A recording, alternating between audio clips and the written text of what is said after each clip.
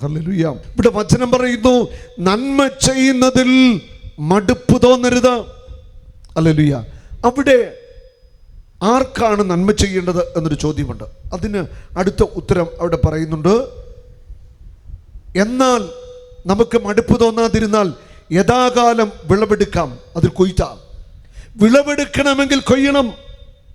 നിന്റെ സമ്പത്ത് നീ സുവിശേഷത്തിനു വേണ്ടി, ദരിദ്രർക്ക് വേണ്ടി വിതച്ചാൽ അതിൻ്റെ അനുഗ്രഹ ഫലം മുഴുവൻ നീ കൊയ്തെടുക്കും. ഉറപ്പാത്, ഒരു തർക്കവുമില്ല. വിതയ്ക്കണം. നീ എന്തു വിതയ്ക്കുന്നോ അത് നീ കൊയ്യും. ഒരു വ്യക്തി സുവിശേഷത്തിന് വേണ്ടി തൻ്റെ പണം വിതച്ചോ ഉറപ്പാണ് സാമ്പത്തിക മേഖലയിൽ അവൻ കൊയ്യും എന്ന കാര്യത്തിൽ ഒരു തർക്കവുമില്ല. ആത്മാക്കളെയും കൊയ്യും, സാമ്പത്തിക മേഖലയും കൊയ്യും. Hallelujah, hallelujah, hallelujah.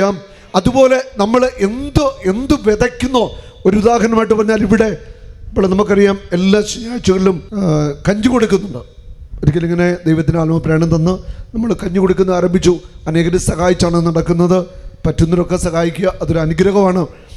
ഒരു ആഴ്ചത്തെ കഞ്ഞിക്കുള്ള പൈസ കൊടുത്തു കഴിഞ്ഞാൽ ഇവിടെ വരുന്നവർ മൊത്തം പ്രാർത്ഥിച്ച് കഞ്ഞി കുടിച്ചിട്ട് പോവുക. നമ്മൾ ആരാധന അവർക്ക് വേണ്ടി പ്രാർത്ഥിക്കുന്നുണ്ട്.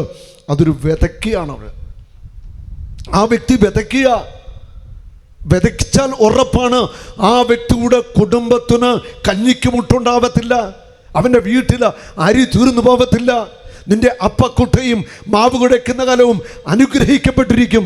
നമ്മൾ എന്തു വിതയ്ക്കുന്നോ, ഇപ്പം ഒരു വ്യക്തി പരദൂഷണം പറയാതെ വിചാരിച്ചു, പരദൂഷണം പറഞ്ഞ് പരത്തുന്ന ഒരു വ്യക്തിക്ക് അതേ നാണയത്തിൽ തിരിച്ചടി ഉണ്ടാവും. സംശയിക്കണ്ട.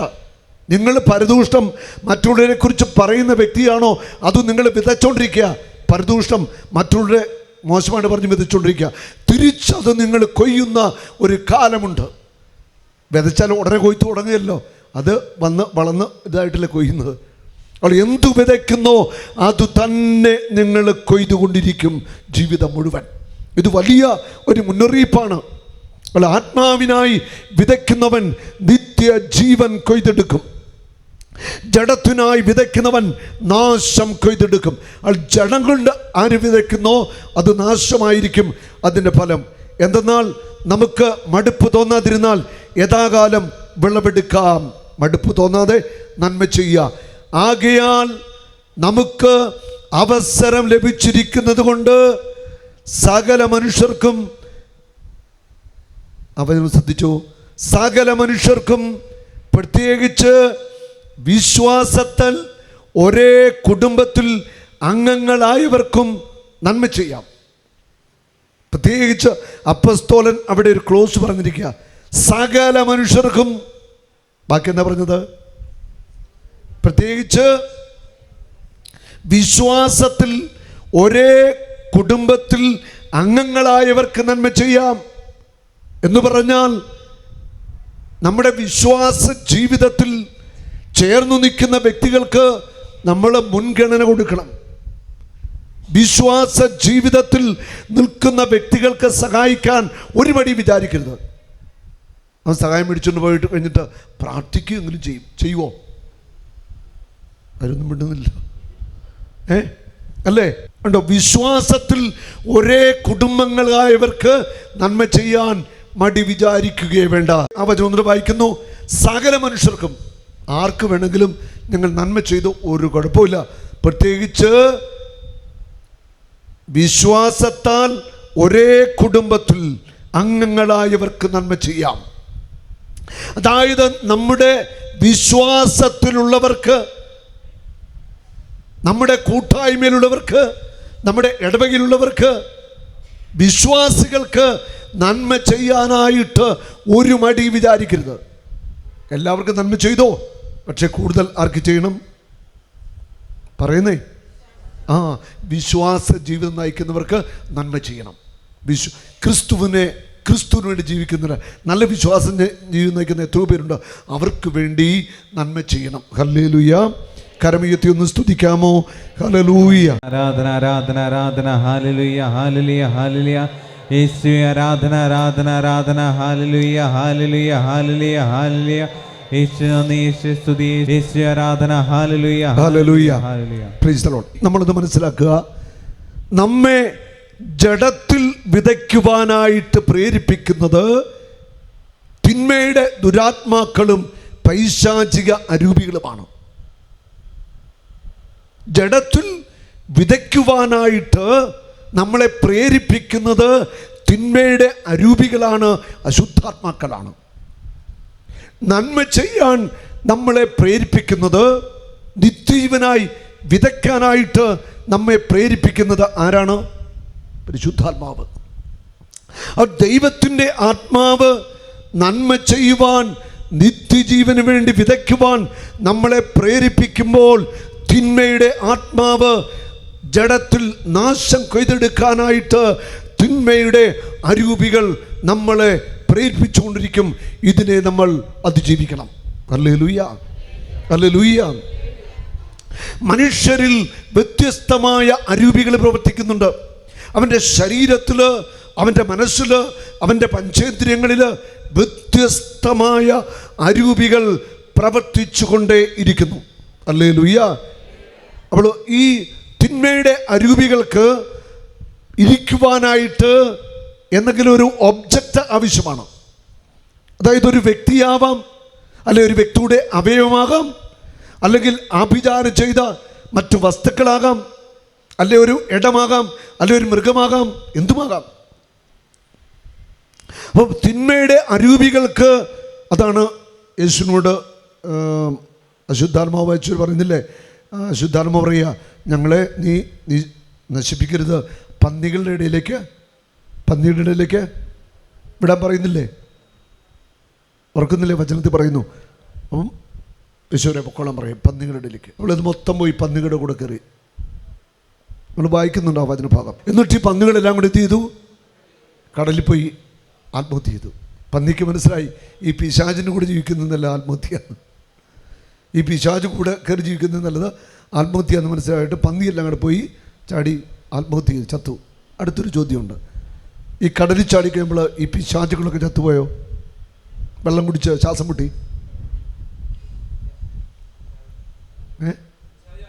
ആ, പിശാച് ആവില്ല, അരൂപിയാണ് ഈ പിശാചാര. ഫോളൻ ഏഞ്ചൽസ്, അതായത് മാലാഖമാരായിരുന്നു ദൈവത്തിനെതിരെ പാപം ചെയ്തവർ, അഹങ്കരിച്ചവർ, അനുസരണമില്ലാത്ത ആ അരൂപികളാണ് പിശാചുക്കൾ. അപ്പോൾ ഈ പിശാചുക്കൾ ഈ പന്നികളിലേക്ക് പ്രവേശിച്ചു. പന്നികൾ കടലിൽ ചാടി ചത്തു. അപ്പോൾ ഈ പിശാചുക്കളോട് പോയി, പന്നി ചത്തു, പിശാചുക്കളോട് പോയി. അത് പിന്നെ തിരിച്ചു വന്നു, സംശയിക്കാനൊന്നുമില്ല. അത് എങ്ങോട്ട് പോയോ ആ ദേശത്തേക്ക് തന്നെ വീണ്ടും കറങ്ങി വന്നു. അടുത്ത ആളിൻ്റെ കൂടെ കൂടും, അല്ലെ എവിടെ കയറാൻ സൗകര്യമുണ്ടോ അവരുടെ കൂടെ കയറുകയും ചെയ്യും. പിശാച് ഇങ്ങനെ നടക്കുകയാണ്, ആരെങ്കിലുമൊക്കെ കീഴ്പ്പെടുത്താനും പ്രവേശിക്കാനും ഒക്കെ ആയിട്ട്. ഹല്ലേലൂയ. തിന്മയുടെ വ്യത്യസ്തമായ അരൂപികൾ മനുഷ്യരിൽ പ്രവർത്തിക്കുന്നു. മനുഷ്യൻ്റെ അവയവങ്ങളെ തിന്മയുടെ അരൂപികൾ ആയുധമാക്കി മാറ്റുകയാണ്. പല വ്യക്തികളിലും ശക്തമായ തിന്മയുടെ സ്വാധീനമുണ്ട്. വെറുപ്പ്, വിദ്വേഷം, അലസത, മടി, മന്ദത, ക്ഷീണം, അമിതമായ കോപം, ജഡികാസക്തി, ഭോഗാസക്തി, കാമവികാരങ്ങൾ, കണ്ണിൻ്റെ ആസക്തി, മരിക്കണമെന്ന ചിന്ത, മടുത്തു എന്ന് തോന്നൽ, അങ്ങനെ ഏതെല്ലാം വിധത്തിലാണ് മനുഷ്യൻ വിഷമിക്കുന്നത്. ശരിയാണോ? ആണോ? അതിൻ്റെ പിന്നിൽ പ്രവർത്തിക്കുന്നത് ശക്തമായ പൈശാചിക ദുരാത്മാക്കളാ, തിന്മയുടെ അരൂപികളാ പ്രവർത്തിക്കുന്നത്. ഈ തിന്മയുടെ അരൂപികളെ നമ്മളിന്ന് വിട്ടുപോകണം. അതിന് പ്രാർത്ഥന ആവശ്യമാണ്. നിന്റെ ഉയർച്ച തടയുന്ന, നിന്റെ അഭിവൃദ്ധി തടയുന്ന, അനുഗ്രഹം തടയുന്ന, രോഗത്തിലേക്ക് നയിക്കുന്ന, തകർച്ച വിതയ്ക്കുന്ന, ദുർമരണം വിതയ്ക്കുന്ന, ആത്മഹത്യയിലേക്ക് നയിക്കുന്ന വ്യത്യസ്തമായ അരൂപികൾ വ്യക്തികളിലും കുടുംബങ്ങളിലും പല സ്ഥലങ്ങളിലുമുണ്ട്. ചില വ്യക്തികൾ, ചില സ്ഥലങ്ങൾ, ചില ഏരിയകൾ, അതൊക്കെ പൈശാചിക അരൂപികളുടെ കേന്ദ്രങ്ങൾ തന്നെയാണ്. ഹല്ലേലൂയ. കരമേറ്റി നടന്ന് സ്തുതിക്കാമോ? ആരാധന, ആരാധന. Hallelujah, hallelujah, hallelujah, hallelujah. യേശുവേ, യേശുവേ, യേശുവേ, ആരാധന. Hallelujah, hallelujah, hallelujah, hallelujah. യേശുവേ, ആരാധന, ആരാധന. ഹല്ലേലൂയ. ഹല്ലേലൂയ. എനിക്ക് അറിയാവുന്ന ഒരു ഒരു പയ്യൻ വിദേശത്താണ്. എൻ്റെ മാതാപിതാക്കളെയൊക്കെ എനിക്കറിയാം, നമ്മുടെ ധ്യാനമൊക്കെ കൂടിയിട്ടുണ്ട്. അപ്പോൾ ആ പയ്യൻ സ്വന്തം വിദേശത്താണ് അവർ ജീവിക്കുന്നത്. സ്വന്തം മുറിക്കുള്ളിൽ നിന്ന് അവൻ പുറത്തിറങ്ങിയിട്ട് 2 വർഷമായി. ഭയങ്കര കഴിവുള്ള ബുദ്ധിയുള്ള ഒരു പയ്യനാണ്. ഒരു മുറിക്കകത്ത് ഇരിക്കുകയാണ് അവൻ, മുറി അടച്ചുപൂട്ടിയിരിക്കുക. അപ്പനും അമ്മയൊക്കെ ജോലിക്ക് പോകുമ്പോൾ ഇവൻ പുറത്തിറങ്ങി എന്തെങ്കിലും ആഹാരമൊക്കെ ഉണ്ടാക്കി കഴിച്ചിട്ട് മുറിക്കകത്ത് കയറിയിരിക്കും.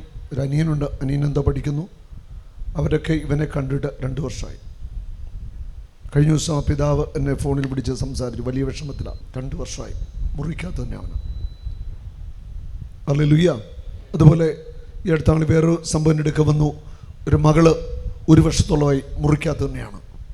എന്തെങ്കിലും ആഹാരം കഴിക്കാനായിട്ട് പുറത്തിറങ്ങി വരും, ആഹാരം കഴിക്കും, മുറിക്കകത്ത് കയറിയ പിന്നെ അടച്ചുപൂട്ടി അതിനകത്തിരിക്കുകയാണ്. ആരുമായിട്ടൊരു ബന്ധവുമില്ല. ഹല്ലേലൂയ. ഇതിൻ്റെയൊക്കെ പിന്നിൽ പ്രവർത്തിക്കുന്ന തിന്മയുടെ അരൂപികൾ ഉണ്ട്. Hallelujah, hallelujah. മനുഷ്യനെ നാശത്തിലേക്ക്, തകർച്ചയിലേക്ക്, പരാജയത്തിലേക്ക് നയിക്കുന്ന അരൂപികൾ, വ്യത്യസ്തമായ അരൂപികളുണ്ട്. നമ്മുടെ ആത്മീയ ഉന്നമനം തടയുന്ന, നമ്മുടെ ഭൗതിക ജീവിതത്തിൽ ഉയർച്ച തടയുന്ന, ബിസിനസ്സിൽ നമ്മളെ തകർക്കുന്ന, നമ്മുടെ കുടുംബത്തിൽ രോഗം വിതയ്ക്കുന്ന, അല്ലെ എന്തിനിറങ്ങി തിരിച്ചാലും താമസം, ഡിലേ, ഇങ്ങനെ താമസം വന്നുകൊണ്ടിരിക്കും. ഏത് കാര്യത്തിനും പലരും അങ്ങനെ കഷ്ടപ്പെടുന്നുണ്ട്. ഏത് കാര്യത്തിനായാലും തടസ്സമാണ്. അങ്ങനെ തടസ്സം സൃഷ്ടിക്കുന്ന വ്യത്യസ്തമായ തിന്മയുടെ അരൂപികൾ ഉണ്ട് എന്ന് നമ്മളൊന്ന് തിരിച്ചറിയണം. അല്ല, മനുഷ്യനെ നിരന്തരമായിട്ട് തകർക്കാൻ ശ്രമിച്ചുകൊണ്ടിരിക്കുന്ന തിന്മയുടെ അരൂപികൾ. 1 തെസ്സലോനിയൻസ് 2-ാം അധ്യായത്തിൻ്റെ 18.